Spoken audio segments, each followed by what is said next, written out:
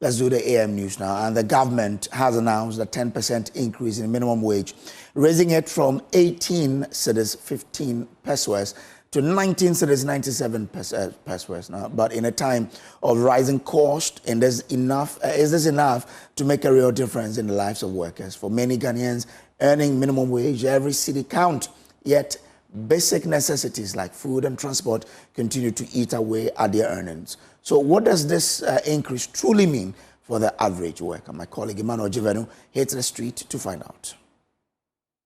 Joseph J is a factory worker. Every day, he puts hours of hard work, but his salary barely covers his survival. 3 meals a day? That's a luxury he can't afford. For Joseph, lunch is the only proper meal he gets. His go-to choice? Beans and gari. It's cheap, filling, and keeps him going. Thank you.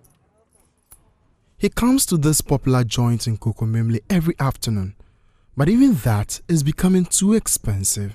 Money, it can't help me because every day I eat 40 cedi, 50 cedi. That money there can't help me at all because it's small. It's small, yeah. A day is 30 cedi, 40 cedi price, okay for everybody. Yeah, because the 19 points is not good though. I can't do anything for me at all because I think 30 cedi or 40 cedi is okay for everybody. A 10% wage increase was supposed to bring relief, but for Joseph, it barely covers the cost of one meal, let alone his transport, rent, or any other daily expenses. Across town, at another food joint, Benjamin Naughty shares his frustration. I don't think 19 or 20 cedis would do something. Even what I eat in the afternoon will cost me, let me see, about 50 cedis. So giving me 19 cedis for a day, just look at it. Even giving your child, maybe, let me see, 10 cedis, what can he buy with that 20 cedis or 10 cedis? So 19 cedis, I don't think is good. Benjamin's frustration is shared by many workers who feel the wage increase is out of touch with the reality of rising prices. Richard Adegu, another worker, spends 3 times the minimum wage daily, and he's not happy about it. As a worker, to work and then be paying 90 cedi, 90 pesos a day. What are we slaves? Are we still slaves or what? How can you cater for yourself and then your family? You can't do anything. You can't move forward. For Richard, the financial squeeze is real. The numbers simply don't add up. But not everyone is dissatisfied. Richard Kasim, for one, believes the government is making an effort. Last year, the previous government increased it by 23%, right? So if less than 2 months, this government is able to increase by 10%, at least it will take part of my costs I'll be making for the month, which is enough for me. It has taken part of my burdens off. It's going to take off e-levy. It's going to take off betting tax. Where is he going to get the money to be able to increase above the 10%? You have to know that he's squeezing from one end to another to make sure he will cushion us for us to feel okay in this country. A 10% increase, some call it a step in the right direction. Others say it's nowhere near enough. But what do you think?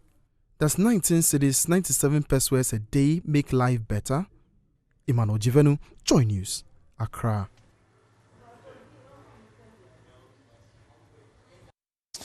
Finance Minister Akufo-Addo has revealed to President John Mahama's cabinet that the economy is in a far worse state than previously known. This was disclosed by presidential spokesperson Felix Kwacho during a press briefing after President Mahama's first cabinet meeting on Thursday. More of that in a moment, but this revelation comes on the same day the president, during negotiations for base pay with organized labor, stated that while it was known the economy was in crisis, some of his recent discoveries suggested a reckless and possibly criminal mismanagement of the economy by the Akufo-Addo-led government. Presidential Affairs correspondent Maxwell Agbagba has more in this report. During the base pay negotiations with organized labor, The president noted that while the economic crisis before the elections was well known, his recent findings pointed to reckless and potentially criminal mismanagement by the Akufo-Addo-led government. We all knew the economy was in crisis, but some of the things I'm discovering myself, it's been a criminal handling of our economy. And Ghana is a crime scene, actually, because how a government can have been so reckless, I cannot understand. But we're faced with a reality, and our options are very few. We can behave like the ostrich and hide our heads in the sand and let the economy crash. But then what effect would it have on Ghanaian households and everybody? And so I've told him, I said, cut expenditure as much as you like. Even we ourselves in Office of Government Machinery, cut as much of our budget as you like. Addressing the media after President Mahama's first cabinet meeting, presidential spokesperson Felix Kwachiofusu stated the finance minister Kasiel Atuforsen revealed the economy is in an even worse state than previously known before the elections. We campaigned strongly on Ghana's failing economy, and indeed our fears were borne out when the finance minister made his briefing. The situation is dire. The numbers are even worse than we had known in the period of the elections. But the minister, the president, and others involved in the management of the economy were confident that the proposals, the policy propositions, and the program that President Mahama has put on the table were sufficient to turn around the situation. He also announced that the Minister for Energy and Green Transition will in the coming days address Ghanaians on concerns about intermittent power supply. What I can say is that the Energy Minister is aware of the situation, and in the coming days he will be engaging the public. Felix Kwachiofusu also announced the full list of cabinet members. First on the list is the Minister for Finance, the Minister for the Interior, Minister for Health, Minister for Defense, the Attorney General, and Minister for Justice. He assured Ghanaians that the government remains on course to implement the 24-hour economy policy as promised by President Mahama. The briefing from Mr. Tano and his team shows, I beg your pardon, that we are on course to ensuring a smooth takeoff. And in due course, the 24-hour secretariat would be engaging the Ghanaian media. Well, the Energy Minister, John Abdullah Janapong, has urged Ghanaians to be patient as the government works to resolve the country's power challenges. Speaking on Asempa FM's Ekosi saying on Thursday, he attributed the current erratic supply to a fragile in the energy sector inherited by the government. He assured the public that long-term solutions are being implemented and predicted stability within 2 weeks. John Janapong reaffirmed the government's commitment to strengthening the sector and called for patience as efforts continue towards a reliable power supply. But I've tried to be very sure, say we would be able to establish a trend and see say a nationwide problem. And as a way, isolated outages be a ABBA system name. Okay, what's issues, happening? Two issues. Okay. First of all, system now you're inheriting, you're very challenged. Okay. Be our sector name say a name day. We inherited a very weak energy sector. October 2024, 20th, and in case almost shut West African pipeline. Yes. No more maintenance. Sure. A bank decided to more shut it.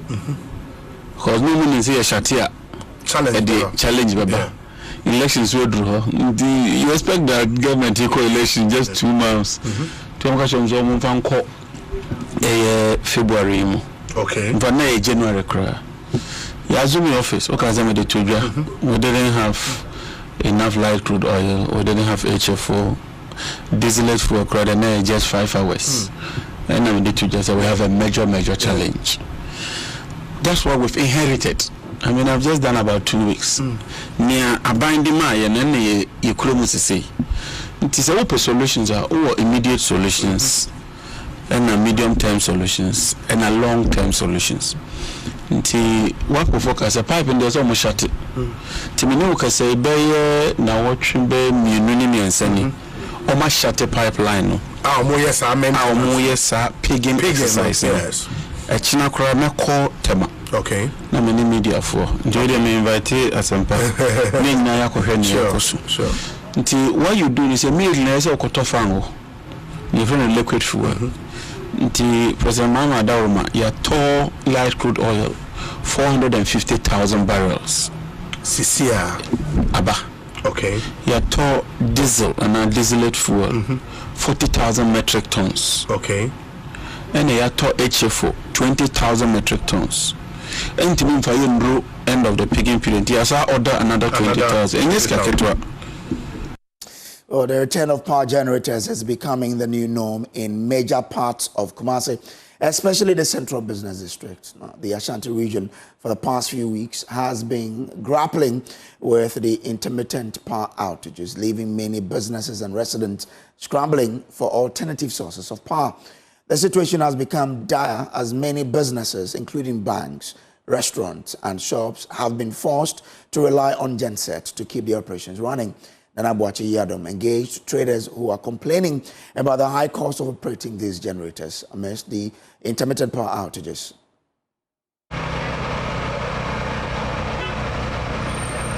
The Ashanti region is particularly hard hit by the recent power outages. The thriving streets of Kumasi, the regional capital, are now filled with a cacophony of generators, a stark reminder of the region's power woes. For the past few weeks, major parts of the Ashanti region have been experiencing consistent or intermittent power cuts.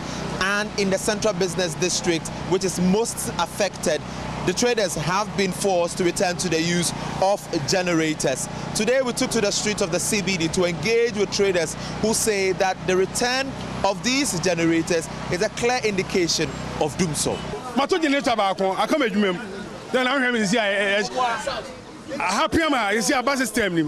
I have bought one generator and I have to get another one for my workplace.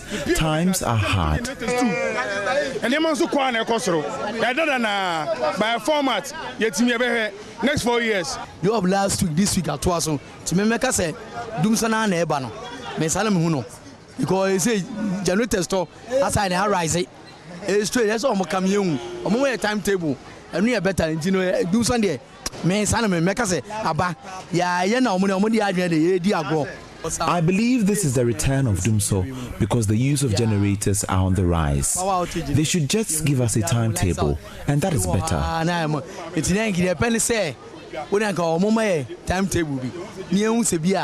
no Tuesday, if you are and you know, say, and only better than say, Tembia, a team of your home on a fear and no jale. Just say, no more say. At the CBD, the frequent power cuts have disrupted production, leading to losses for businesses and affecting the livelihoods of thousands of people. The power outages have also taken a toll on residents who are forced to endure the heat. The same do so na come. So na me now for name me call for Kumasi. And when you home no. Ensida o say benya net fala to say the nya na we Akufo-Addo time. Ensida obi pension adwum say dum so na home no. This is the same Dumso situation we experienced in the past. We all have to buy generators in our homes. We are starting to generators on fee. And me just say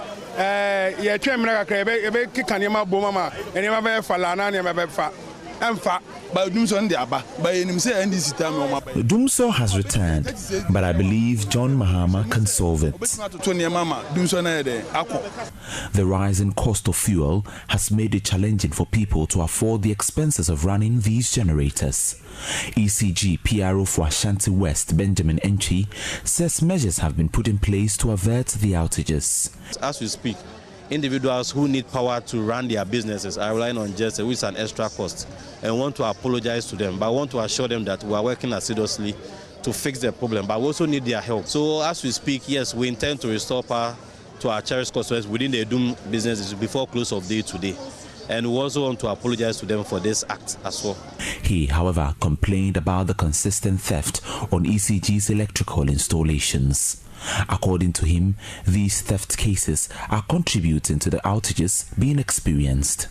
We have always made it a point to supply them with quality and stable power supply.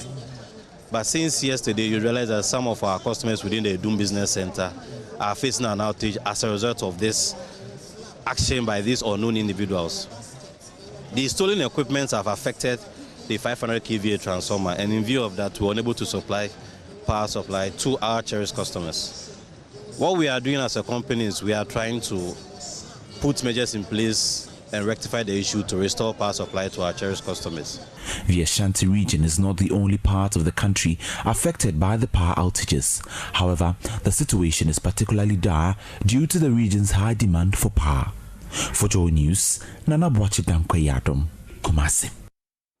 Well, away from the power issue, some members of Civil and Local Government Staff Association of Ghana in the Greater Accra region have defied a directive to protest the appointment of the new births and deaths registrar. Joy News checks in some of the ministries indicate that only national service personnel and workers who work directly with ministers were at post at the time of our visit. My colleague Stephen Mensah visited some of these centers and filed this report. Government Staff Association of Ghana announced last week of its intended strike action in protest of the appointment of a new birth and death registrar. They argued that Mr. Akufo-Addo is a politically exposed individual. Joint news checks in some of the ministries indicate that work has been left in the hands of the national service personnel and workers who work directly with ministers. Some of the workers we spoke to at the various ministries indicate that they want their leadership to focus on addressing their tier 3 payment and payment structure allowances. Appointment of an individual who does not really have any direct impact or effect on their condition of service is irrelevant to them. And then secondly, their main agitating to this is the fact that they have pending issues before leadership, like their new salary structure, which leadership is not channeling its energy towards that. It's an appointment, and though it will go a long way to help us, okay, but right now as we are talking, these things wouldn't affect us anyway, but it has to start from somewhere. So we are thinking about the new salary structure and our condition of service, and secondly, the tier 3 that they are deducting. It should be an optional thing. If you feel like going into it, you can go and register so that they start deducting from source. Well, applicants seeking services from the births and deaths registry in the Ashanti region were turned away as workers joined a nationwide industrial action by the Civil and Local Government Staff Association, CLOCSAG. Now, CLOCSAG is protesting the appointment of Samuel Adumboche as registrar of the births and deaths registry. Emmanuel Bright Kweku report offices of members of the association in the regional capital, Kumasi, remained closed as many clients were left stranded at the entrance of these offices. A client desperately knocking at the door into the reception of the births and deaths registry in Kumasi. After several attempts, workers at the office only returned to inform him about the ongoing strike. Well, actually, this is my first time of coming to the birth and death registrar. Well, and I came here actually to do my birth certificate. Yeah, so, and quite unfortunate, I didn't meet up with anyone here. So I decided going back home. He's not alone. Many clients who trooped to the office to seek various services were turned away. This woman just came here to seek services from the birth and death registry here in the Ashanti region. And as you can see here, she's trying to go back from wherever she came from because she was unable, she was unsuccessful to access services from this particular registry. And a lot more of these clients have been stranded for the entire day. Some need these certificates for their personal use. Others tell me they need it for their work. Others also for their traveling documents. It's critical for their traveling outside of the country. Well, I really need it within this week or ending of this month. Why? Because I want to do my traveling process. It will really affect me badly. Explain to me. Okay, because I'm going there. I have so many things to do, both working and studying. I was a excavator operator. My chances been about I need a certificate for a job opportunity. But because of birth cert now, I didn't know. I was saying local shop now, but me buy am in Offices are the local ministry's enclave in the region, including the Controller and Accountant General's Department, although opened, refuse to serve clients. Members of the Civil and Local Government Staff Association Ghana, CLOCSAG, are protesting the appointment of Samuel Adom Bochwe as Registrar of the Birth and Death Registry. Although the government has justified the appointment of Mr. Bochwe, the association argues he is a politically exposed person to occupy the position. And so for the many residents or even clients who came here to the registry, the Birth and Death Registry here in the Ashanti region, they have been stranded and they are calling on the government and even other stakeholders to ensure that they resolve this impasse. From here in the Ashanti region for Joy News, my name is Emmanuel Bransquin. Well, Upper West Regional Director of Health Services, Dr. Damien Punguyiri, has expressed concern over the steep rise in the abuse and misuse of antimicrobials in the region and the country at large. He noted that research has proven that drug-induced nephrotoxicity accounts for up to 60% of acute kidney injury cases in hospitalized patients and is associated with increased morbidity and mortality in both adults and children. Dr. Punguyiri made this call at the annual review meeting of the Upper West Regional Hospital. Joy News' Upper West Regional correspondent Rafiq Salam reports from WA. The annual review meeting by the Upper West Regional Hospital was held on the theme Rationalizing Antimicrobial Utilization in the Upper West Regional Hospital, the role of antimicrobial stewardship. Upper West Regional Director of Health Services Dr. Damien Punguyiri asserted that considering the steep rise and abuse and misuse of antimicrobial in the region and the country at large, he saw the team chosen as apt and timeous. Research has proven that drug-induced nephrotoxicity accounts for up to 60% of cases of acute kidney injury in hospitalized patients and is associated with increased morbidity and mortality in both adult and children. And the abuse of antibiotics are one of the most common causes of drug-induced nephrotoxicity. Besides the harmful effects of the abuse of antibiotics on male potency and virility is also well documented. From the foregoing, it is therefore fair to aver that the abuse of antimicrobial has become the new pandemic with its very serious deleterious effects on human health, such as the increase in antimicrobial resistance and a decline in efficacy and potency of drugs. Medical Director of the Upper West Regional Hospital, Dr. Robert Amesie, threw further light on the annual review meeting. The last month of last year, the National Health Insurance absorbed dialysis as one of the packages that they are going to pay for. We need to find out the astronomical increase in the uptake of dialysis services and how we are going to cope with that.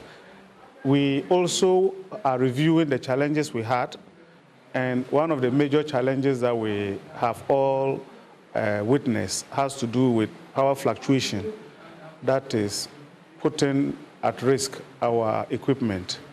The other one has to also do with inadequate staffing and staff attrition. And then because we don't have adequate accommodation at the hospital, we have resorted to renting outside the hospital for our critical staff at a very exorbitant rate. Reporting for Joy News, Rafiq Salam. Wow. Well, from Wa, let's take you to Takoradi, where the Takoradi Air Force Base, a strategic military installation in the western region, is facing a growing challenge with land encroachment. Out of over 600 acres allocated by the central government, approximately 88 acres have been taken over by unauthorized settlers, raising concerns about the base's operational effectiveness and security. Air Commodore Kwabena Kisiedu Manukuri Atiemo, commander of the Takoradi Air Force Base, has expressed alarm over the steady loss of land to private developers and squatters. There is more in the following report. The commander of the Air Force Base Takoradi, Air Commodore Kobna Kisiedu Mankroatiemu, briefed Western Regional Minister Joseph Nelson, who also chairs the Regional Security Council, on the base operations, core mandates and challenges. The major concern raised by Air Commodore Atiemu is the silent approach of land encroachments on military territory, which poses a significant challenge. He emphasized the need for urgent attention to address this issue and appealed to Joseph Nelson to collaborate with stakeholders to put an end to land grappling within the military enclave. Encroachment is one of our big problems, and it is basically down to land administration issues and our failure over the years to secure cadastral for the entire space. I am currently pushing very hard, continuing the efforts of the previous base commander to do that for this section, which represents about 88 acres of 618 acres that we should be able to control. In response, the Western Regional Minister Joseph Nelson assured the command of his support in vigorously protecting the lands, particularly those within primary operation enclaves. Me as Regional Minister and the RCC, there's something we can do. I believe there's something we can do. I think that largely your parent ministry, with the Ministry of Defense, has a huge responsibility in that regard. We will play the complementary role of helping you resolve some of these challenges. The Minister, Joseph Nelson, engaged with commanders, staff and key stakeholders of the Air Force Base, fostering collaboration and understanding. He toured the facility, gaining insight into the base operation and infrastructure. Additionally, he inspected ongoing projects, demonstrating his interest in the command's development and progress. For Joy News, Inasalia Kwanza, Western Region. Well, up next is Business Update.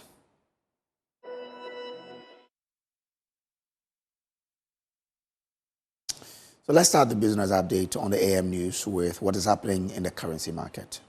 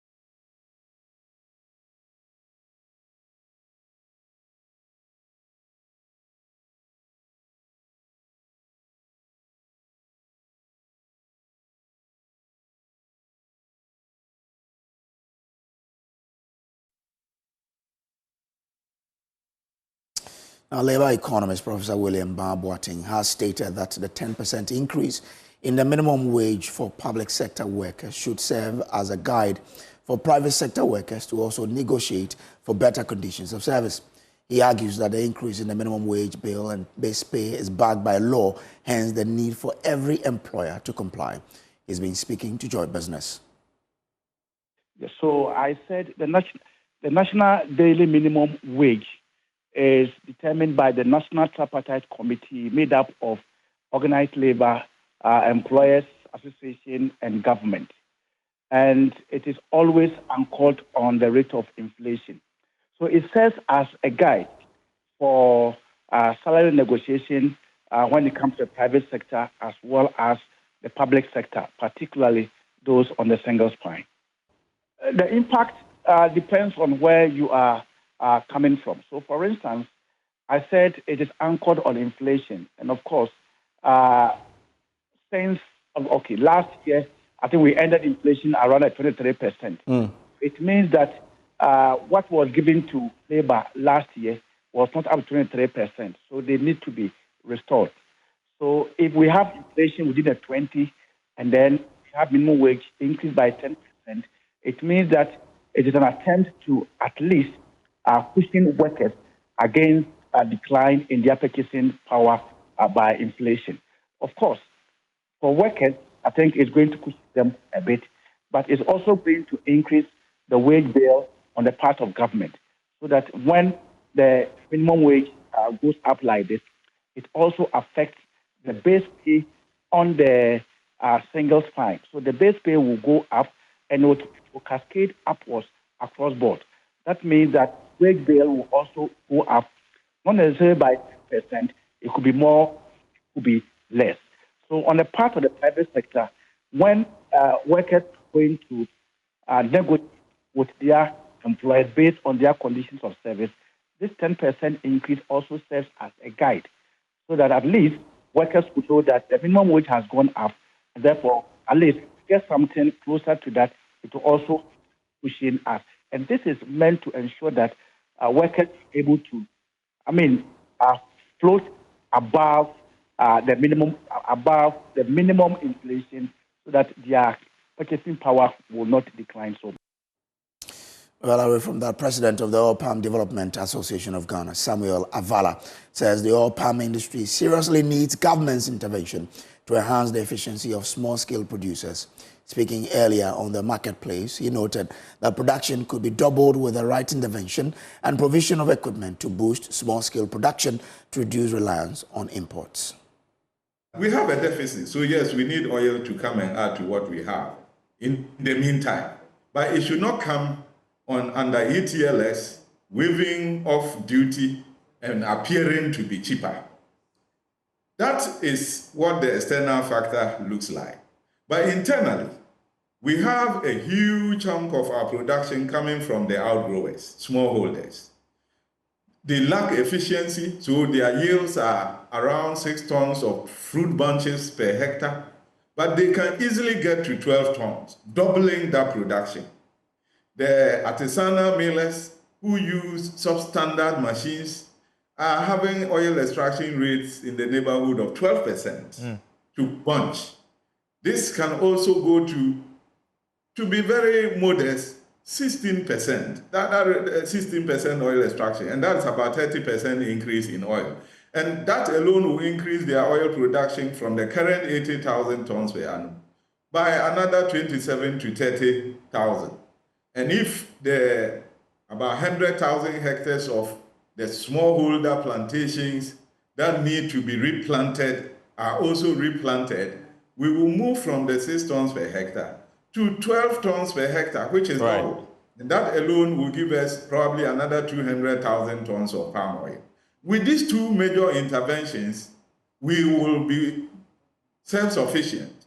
And a further 100,000 to be developed will make us a net importer with about another 100,000 tons of palm oil that we can export into the Africa Continental Free Trade Area opportunities. Well, let's wrap up the business update with what is happening on the commodities market.